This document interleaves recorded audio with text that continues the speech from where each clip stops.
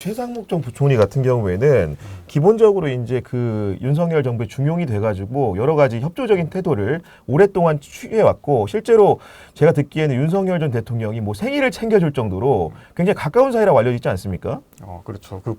뭐 자세한 걸 모르겠지만 이 보면 이제 최 전 부총리가 과거 이제 박근혜 정권 시절에 이른바 이제 국정농단 사건 때문에 조사를 받잖아요. 그래서 뭐 이제 뭐 미르재단한테 압력을 역할을 했다. 이제 그 당시 이제 안종범 수석인가요? 그 지시를 받아가지고. 그런데 그때 참고인 조사를 받고 구속은 되지 않습니다. 그게 보면 그 당시 이제 사건을 지휘했던 게 윤석열 전 그 당시 중앙지검장인가요? 뭐 그랬던 것 같은데요. 아마도 이제 어쨌든 간에 당시 중앙지검에서도 하고 특검에서도 했는데 아마도 특검 때 수사팀장이었을 겁니다. 그렇죠. 아마도. 네. 그런데 그 이후에 보면 이 윤석열 대선 예비 후보 시절에 보면 캠프에 최상목이 나타나요. 그래가지고 이제 무슨 경제 분야 뭐 위원회 하고 그 다음에 바로 이제 뭐 경제수석이 되고 경제부총리가 되는 걸 봐서는 그 과정에서 뭔가 이렇게 일이 있었겠죠, 두 사람 사이에. 내지는 윤석열이 이 사람의 뭐 능력을 봤는지는 모르겠지만 기용을 한 거죠. 하나 첨언하면은 일단 과 후배잖아요, 대학 후배. 그래서 그렇습니다. 윤석열 학벌 네. 중시하는 거 되게 유명한 얘기인데 사석에서 상모가